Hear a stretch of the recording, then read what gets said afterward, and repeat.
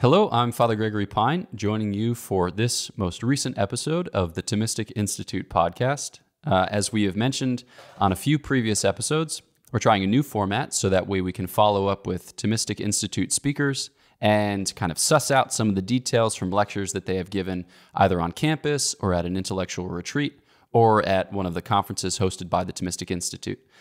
So for this episode, I'm very delighted to be joined by Professor Jay Budziszewski, who's coming to us from the University of Texas at Austin. So thanks so much for joining us, Professor. It's my pleasure. Now, many of our listeners will be familiar with you from the many lectures that you've given for the Thomistic Institute on a variety of subjects, ranging from happiness to law and other things besides.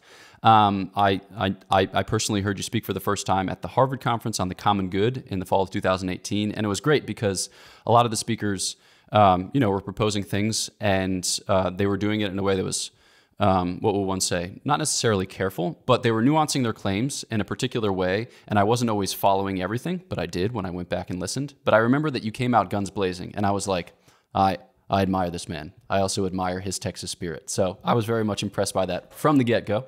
But for those of our listeners who aren't as familiar with their work, would you just say a word of introduction, who you are, where you're from, the work that you're presently engaged in?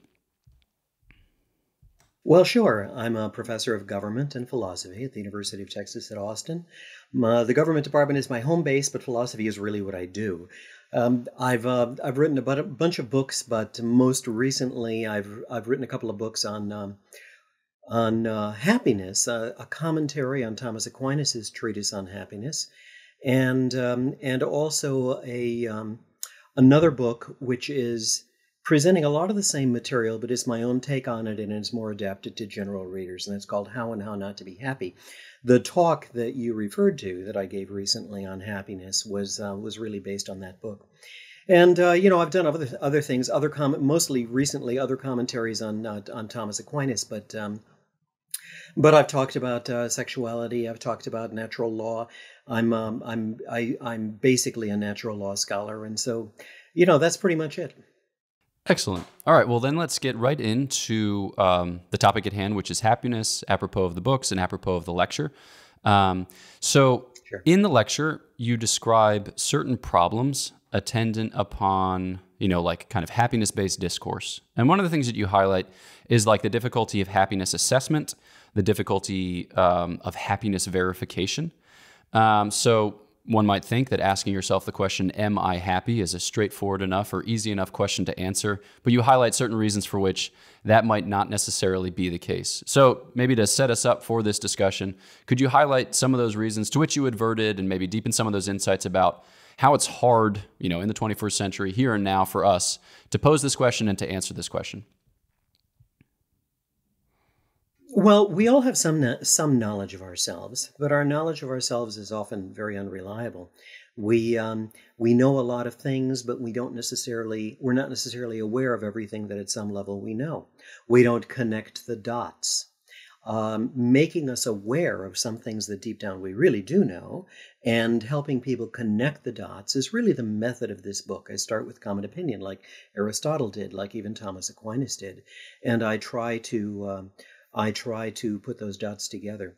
So, it's very easy for a person to not know whether he is happy or not. Oftentimes, people are bitterly unhappy, but aren't really aware of it. It may be obvious to everybody around them, but it isn't obvious to them. It's even possible, I think, to be happy and not to be thinking about it, not to be aware of it. And as a matter of fact, if we're just asking ourselves obsessively all the time, am I happy yet? Am I happy yet? That's not really a path to happiness. But sometimes, an example I give in the book, I borrowed this one from C.S. Lewis. A married couple might be talking together and chatting about a period much earlier in their lives when they were newly married and they were having children. And they were so busy that they never thought about whether they were happy. But they reflect on it and they say to each other, we were happy then. And they were right, but they didn't think about it at the time. And that's not a flaw, that's not a problem. We don't have to be thinking about it all the time, although we do need some knowledge of this so that we don't take wrong turns. Yeah, I think another thing that confuses people is that we assume that happiness is the same as good feelings, pleasure. And so we'll be having some good feeling and we say, I'm happy. Or not having that good feeling and say, oh, I'm unhappy now. That's really not the same thing. It's connected with happiness, but it isn't the same topic. So thinking about the difference between the way that happiness registers, for a rock, for a plant, for an animal, for a human being, for an angel, for God. Yeah, I mean, I don't know the degree or extent to which one could say that rocks are happy or plants are happy or animals are happy, except insofar as they attain to a certain end, whether that's automatic or instinctual or whether that's something that need be striven for. That aside, for us as human beings, it seems like a modicum of awareness, a modicum of attention is necessary for happiness. And yet, like you adverted to, you can recognize the fact that you were happy afterwards.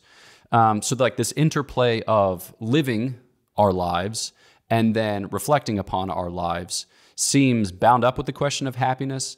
To what extent do you think like sustained discourse about happiness is an integral feature of the happiness itself?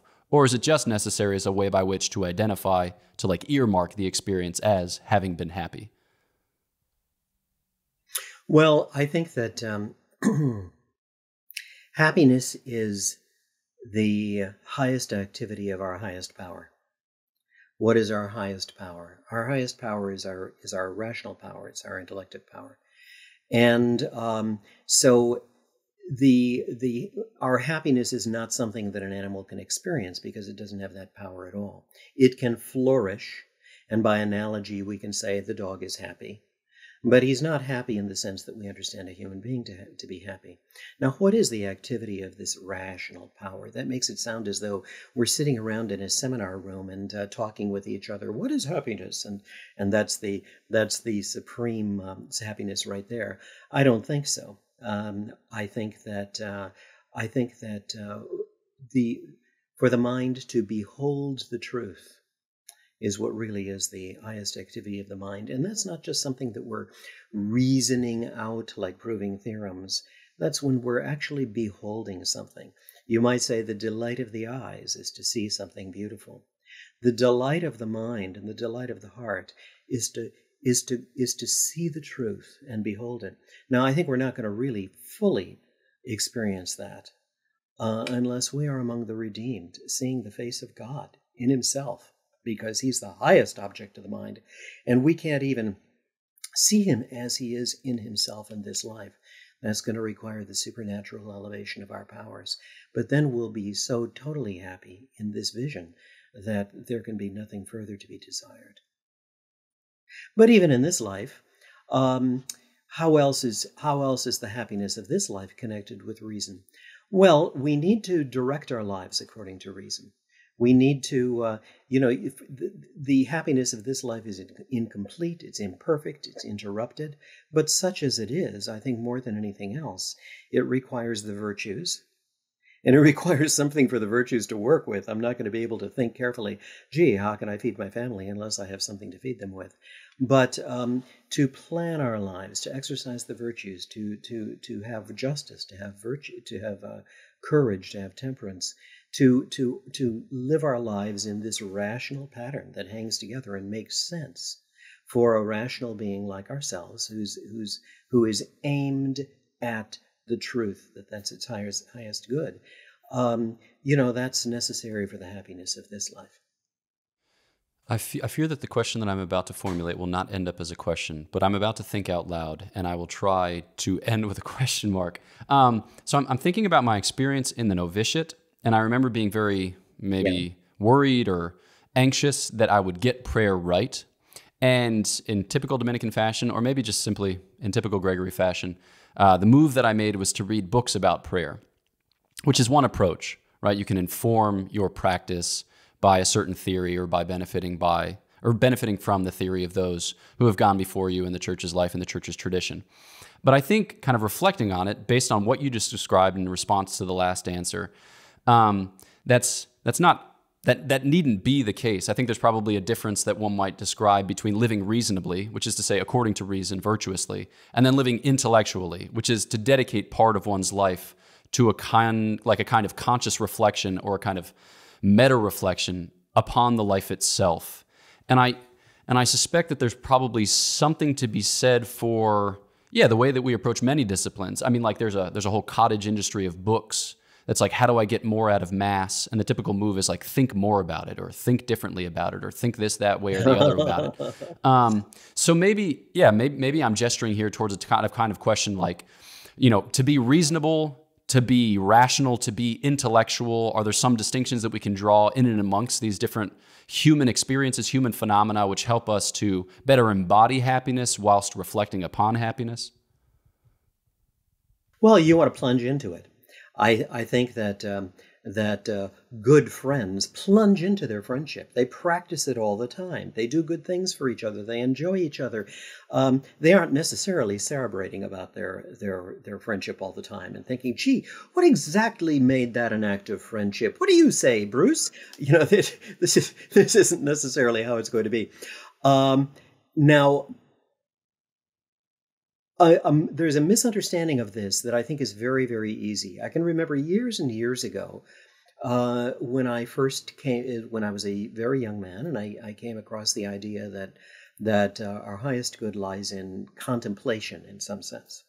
And I saw one version of this in Thomas Aquinas, which I misunderstood. I saw it in Aristotle, and I really didn't grasp this at all. I thought that this meant, what that means is, you think about the theorem, and you think about how you got to the theorem, and you think about this philosophical proof, and you reflect on this, and you do what scientists and philosophers do. Well, that's a good activity of the mind. It's a high activity of the mind. It isn't what Thomas Aquinas. It may be what Aristotle means by contemplation. These truths, they're blackboard truths for him. They're things that can't other than be the way that they are, and you just think about them. But Aristotle doesn't know that the truth is something that we can be immersed in. That the truth is something that we can that can know us, and we can be known. We can know it in return. Thomas Aquinas does. This is the contemplation of God that we're talking about, and I think that to contemplate God. Almost a better word for this. Well, maybe it is a better word. Is to love God. Love is something the mind participates in too. A dog may have affection, but the dog doesn't have love. We direct our will according to a true understanding of the true good of the other person. Or in the case of God, whose good is perfect and we can't contribute anything to it, we exult in that good. We delight in it. This is love. This is personal. This is knowing God as the lover and the beloved know each other. So sure, the lover and the beloved know each other, and the mind is involved there, but it's not just a blackboard activity. And so if we think that the happiest people in the world are a bunch of philosophers sitting around in a seminar room, we're really misunderstanding what's going on here. So this common occasions for me, okay, so I'm thinking how love is a kind of mode of knowing, or love is a mode of sympathizing, maybe to put it in more basic terms. And I'm thinking about the way that wisdom is described in the classical tradition. Maybe when people hear wisdom, they think high and lofty thoughts, or they think the philosopher gazing into the stars. But what is there, what about wisdom kind of draws together these veins of knowledge and love such that one has, a sympathy, not in a kind of crass way, but has a real sympathy for the other, for the truth, for the reality that's at stake, which actually begets this type of engagement, this type of encounter, which you're describing? Yeah, Thomas Aquinas says that love does involve a kind of a knowledge. The lover and the beloved know each other, but it's not just that they know a set of propositions about each other. They know each other in something like the way that they know themselves, because through their love they have become akin to each other. They have become, he says, connatural to each other. They have become adapted to each other. My wife and I sometimes she knows what I'm thinking. I know what she's thinking, but it's not because I've gone through a process of inference and demonstration. It's that we have become akin to each other. We become like each other.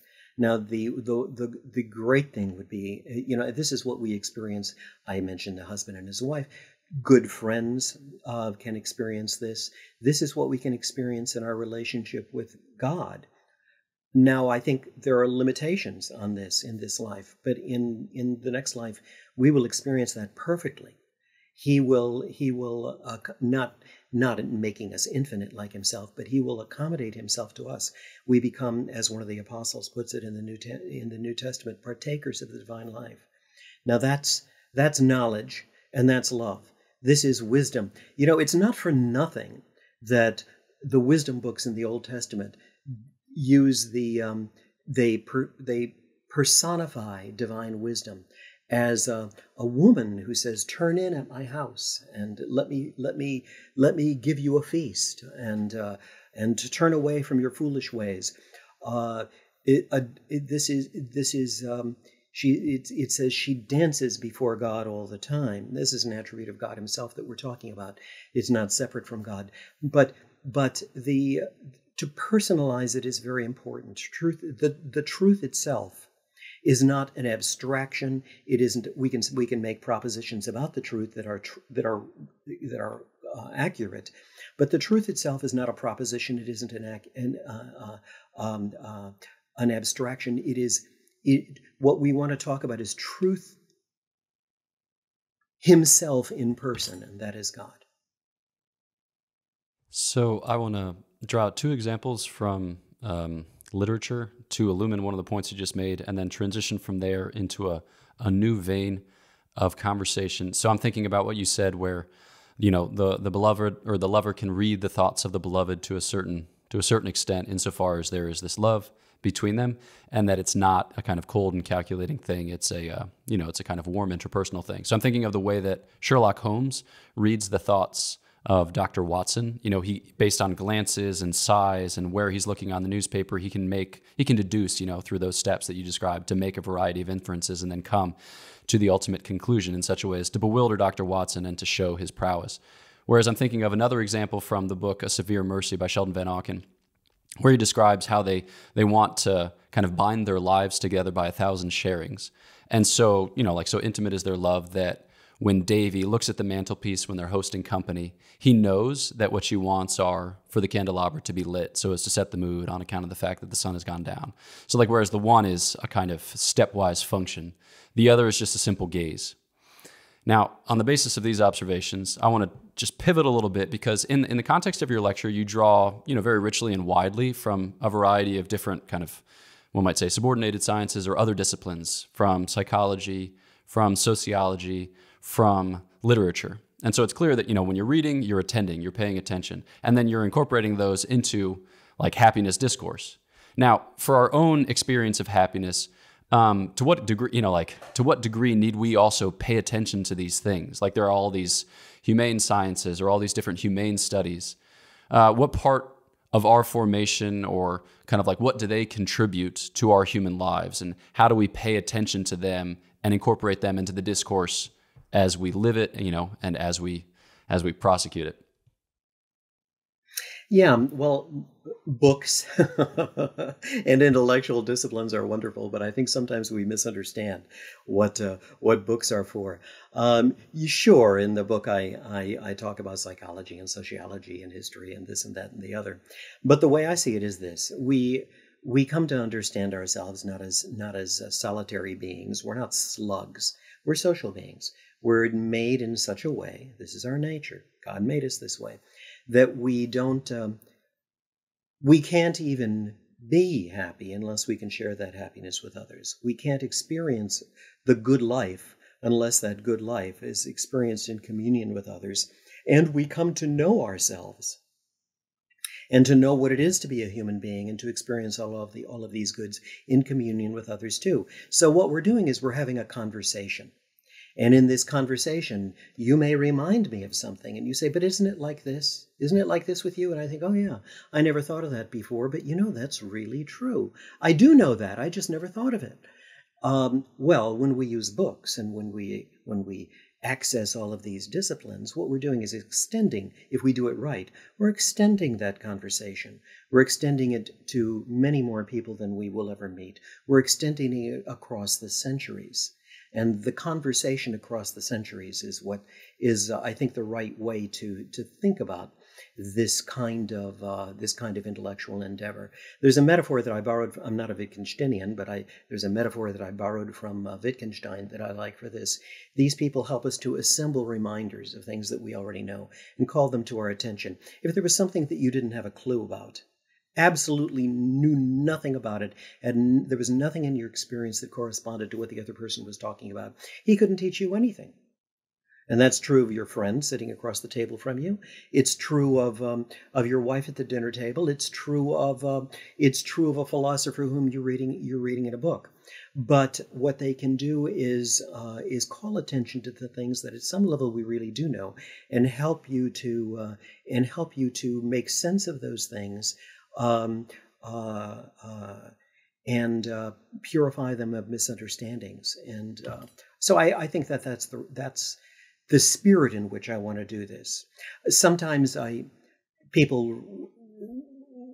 some interviewers have said, well, gee, I see that you use psychology and sociology and philosophy in this book.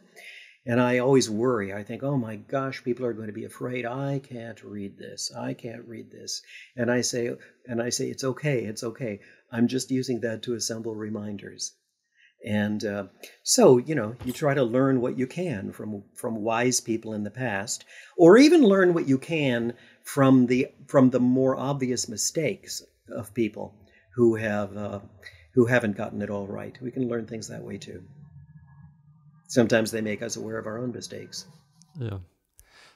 So thinking about it in terms of, I don't know if it's originally Chestertonian, the term, the democracy of the dead, extending the conversations. Okay, great. This pleases me. So that it includes those who have gone before us. So why should somebody be excluded from the conversation on account of the trifling fact that he or she is dead? And I think that within certain circles, certain Christian circles, certain believing circles, I think we often find it easier to host conversations with the dead than we do with some of our contemporaries. And maybe, like part of the appeal too of incorporating sociology and psychology, it's an attempt to host a conversation with the living from whom we might be perhaps a bit more estranged. So maybe on the basis of that, kind of comparison, or the basis of that experience, what do you think are what are some practices, or what are some ways in which we can, bridge these gaps? Because I think maybe it's just American discourse, or maybe it's just Western discourse, but I feel like we feel acutely in this moment, whether it's more acutely or less acutely, I'm not conscious, but we feel acutely the kind of non-convertibility of terms. We feel acutely the kind of emotivism which backs a lot of our conversations, such that we despair of forging genuine bonds. And it seems like if happiness is on the basis of some conversation, some sharing, some kind of like mutual contributing to a common project, then that's going to have to happen. So what would you say in that regard? Well, I think one of the reasons that we find it so difficult to talk to a lot of our contemporaries today is that a lot of our contemporaries have given up the conversation across the centuries. They've even given up, in many cases, the belief that you can learn anything. They're locked, people are locked in their own minds. They say, well, I've got my truth and you've got your truth. And if my truth is my truth and it doesn't have anything to do with any experience out there, or any feature of the real world, or anything that I could be mistaken about, or anything that you might point out to me or call my attention to, then that means I can never learn anything. And so one of the difficulties is to break through that. Now, as a teacher, I try to break through that in the classroom. I have my students read things from other places, other times, but that are accessible to them, and try so that they can get to see something. And sometimes it's very surprising, something that my students might never have read on their own. They may really resonate with, and they're surprised, they're shocked, like I and many other teachers will use Dante's Purgatorio, and you would think, only a Catholic would be interested in that. And immediately they get it. But on the other hand, we don't, if we're just engaged in a private conversation with somebody, if we're not in the classroom, if it's not a quote unquote intellectual conversation and we're just trying to break through a barrier, take a practical topic, for instance, like abortion.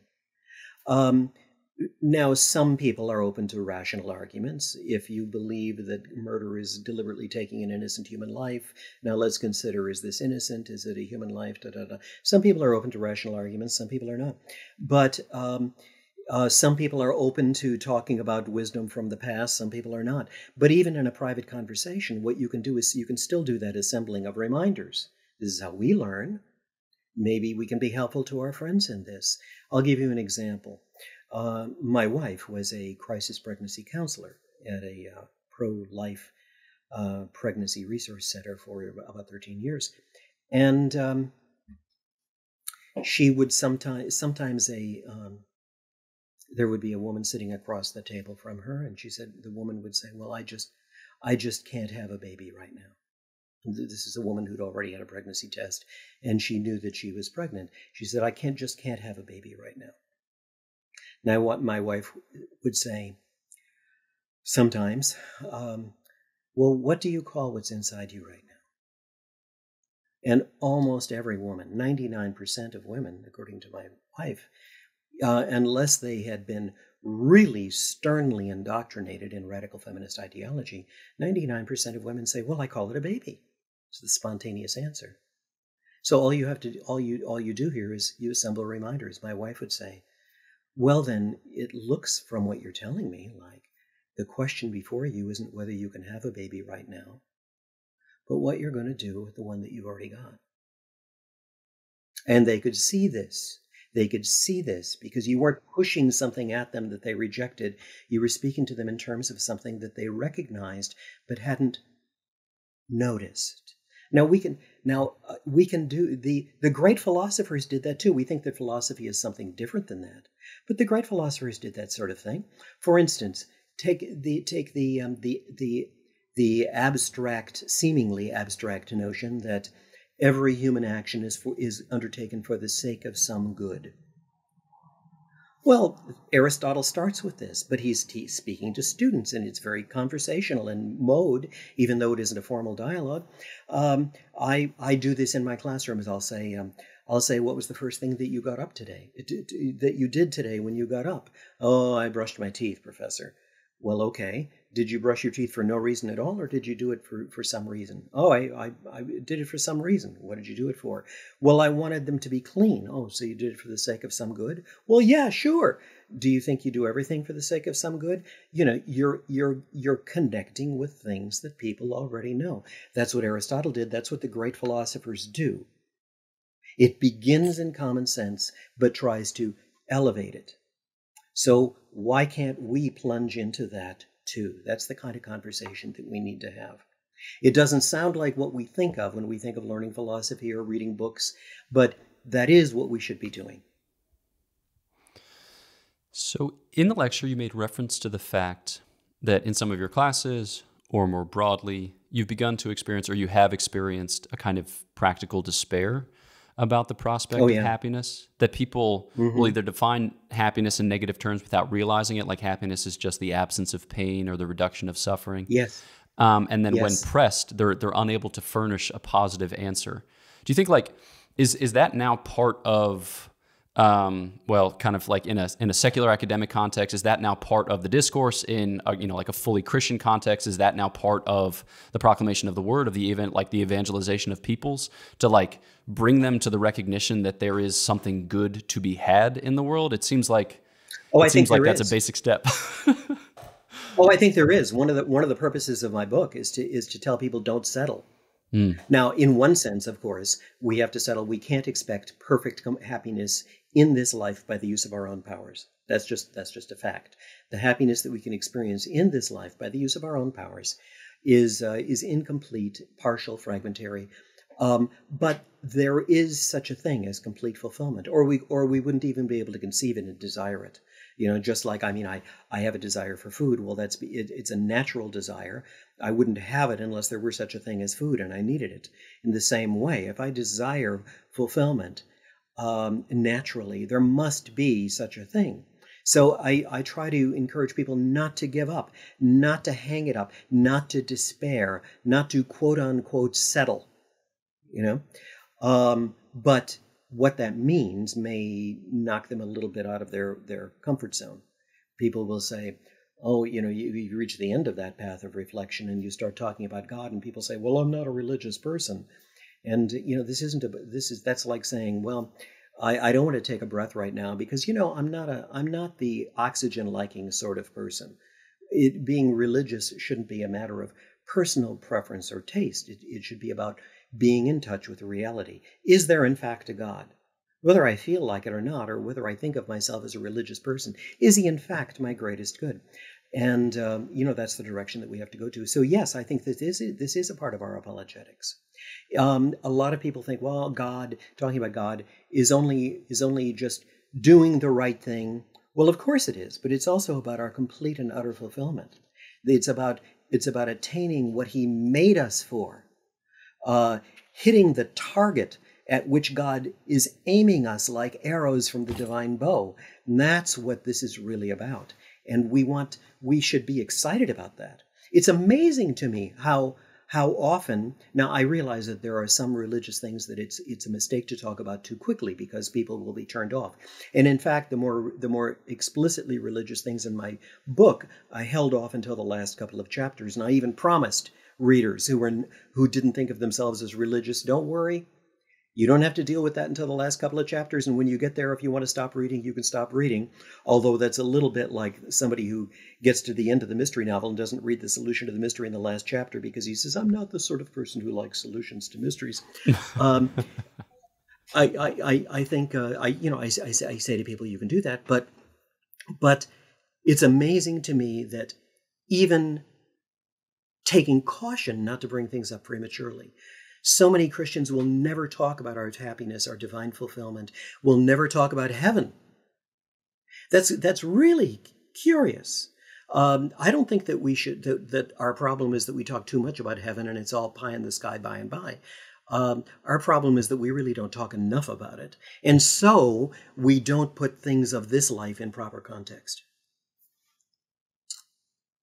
So just kind of, sitting beside the listener to this podcast and thinking about the conversations which may be before him or her, right? Maybe there are people, whom we'll meet in the university setting or in the work setting or elsewhere who have perhaps despaired of their happiness, who have misidentified their happiness, who are blind to the fact of their unhappiness, which you made mention of. And I think that's, like we find ourselves confronted by these situations and we feel how thin our argumentation or our rhetoric can be at times. It's like, somebody says, well, I'm happy with this life choice. And then we're like, wait, no, you're not. Because if you really knew, they're like, but I do really know. And you're like, oh, where do I go with this argument?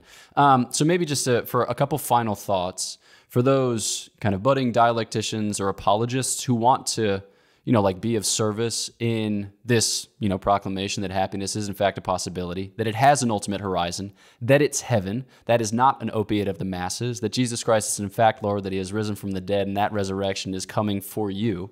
What are some maybe just simple tools, simple things that we can work on, habits of mind and heart, so as to be better apologists, to be better dialecticians, to be better in the service of the proclamation of this truth? Well, I think one of the things that we need to realize is that many times when people speak to us, there's a difference between being asked a question, all right, then you should try to answer. Being posed with an objection, well, you try to present a solution. There's a difference between those two things in a smokescreen, and it isn't always obvious. Sometimes somebody may say something that looks like a question, but it isn't a question. It's a way of avoiding the question, like when Pontius Pilate says, what is truth? That wasn't a way to begin a discussion. That was a way to end it. He turns on his heel, walks out of the room, right? And people will often say things like, yeah, well, I'm satisfied with this life choice. They're really not, and deep down they know they're not. So you keep asking questions. Put them on the defensive. Don't let them just be clever. So much of our education today is not about wisdom. It's about teaching us to be clever and to find ways to shut windows that open, windows into the truth, to shut them quickly. And what you want to do is keep those windows open a little bit longer. Somebody says, "Oh, I'm happy with this life choice." Well, what do you mean by being happy with it? Well, I feel pretty good. Is feeling pretty good the best thing that we can look for in life? Well, yeah. What else is there but pleasure? Okay. Have you ever experienced a lot of pleasure and you get to thinking, "Gee, this is kind of getting old"? Almost everybody will say yes. Almost everybody will say yes. One of my graduate students in a seminar once, when I said pleasure was the sole good, pleasure was the meaning of happiness, I said, "But doesn't it leave you wanting something more?" She actually got angry. She said, "Yes, yes, it does, but that's all there is. And that's, you just have to live with it." And there are different ways of that. But, if somebody gets angry with you, if you keep your own cool, there are ways of making use of that too. A student in class once, something had come up concerning God. And he was getting angry. And I said, and he was a little curious, I said, "Why are you angry?" Well, Texas students tend to be very polite. And he said, I'm sorry. And I said, No, I'm not scolding you. I'm not scolding you for being angry. I'm just asking you, why are you angry? And he said, "Well, I guess I don't like what you were saying." And I said, "Well, why?" "Well, I don't think it was true." And I said, "Well, okay. There are a lot of things that people say to me that I think are not true, and I don't get angry. So I don't think that could be your whole reason. You don't get angry with everybody who says something that you don't think is true, do you?" He said, "No." And I said, I said, "So what do you think has really made you angry?" He said, "Because I guess I didn't want to hear it." And I said, "Well, okay then. Not right now, maybe. You can come and talk with me if you want to. But it looks like the real question that we need to be talking about isn't whether this is right at the moment, isn't whether this is true or whether this is true or whether that proposition is correct, but why you don't want to hear it." That would be, and so even if you don't come and talk to me, I'd encourage you to think about that. Now, these are things that we can do. It's not textbook stuff, you've got a treatise and it presents all these demonstrations and syllogisms and arguments and so forth. To most people, that seems like an abstraction. They don't connect it with themselves. But I noticed that is how Socrates proceeded, right? I'm not as good as Socrates, but you get the point. He asked these people questions, and they sort of began to get it. And that, I think that's what we want to do. And all the great thinkers were trying to do that. That's what Thomas Aquinas tries to do. And if we can follow in their footsteps just a little bit and try to if we can't come up quite to the full fragrance of that, at least to get the sniff of it, of that kind of conversation, we're doing some good. Yeah, I draw great encouragement from that. I'm thinking also in the background of the fact that the natural law cannot be wholly obscured or wholly blotted out from the heart of man. So insofar as the person is willing to be honest, or is willing to be honest about his dishonesty, whatever level you can kind of get them at, you have some terra firma, and on the basis of which, you can begin, like you said, to ask questions which provoke reflections. And if the person wants to engage them, good. If they don't, okay. But at the very least, that's something with which to work, because there's so many people out there that are willing to peddle falsity for the sake of some political end or financial end or whatever. But if somebody in a disinterested way says, "Well, what do you really think?" that can be destabilizing in a good way. Well, yes, it can. And you're absolutely right when you say that the natural law cannot be completely blotted out from the heart of man. Now, what we can do is we can suppress it. Mm-hmm. We can tell ourselves that we don't know what we really do know. We can lie to ourselves. St. Paul talks about this in the letter to the Romans. He's talking about the knowledge of God. He says, you might expect that he would say, "These darn pagans, they ought to know that there's a God, but they don't." And the interesting thing is that that's not what he says. What he says is that they do know, and they tell themselves they don't. His expression is they suppress the truth in unrighteousness. Now, that's the problem that we have. People say, well, I don't know that, and we just assume, oh, he doesn't know that. No, it may be that he doesn't know that, but it may also be that he knows that darn good and well, but he doesn't want to admit to himself that he knows it. So the question then is, how do I get through the smoke screen? How do I get him to peek behind his own smoke? Where is the chink in his armor? And in order to do that, you have to not just be logical and use all of your philosophical tools, but you have to listen with the ears of your heart. And you have to be in prayer the whole time. And I think you better love this person, because otherwise you don't have a chance. Yeah. No, there's a Dominican of the early 20th century, Father Vincent McNabb, who said, if you do not love them, do not preach to them. And I was thinking of this recently because, apropos of the whole conversation with, Dobbs, Roe v. Wade.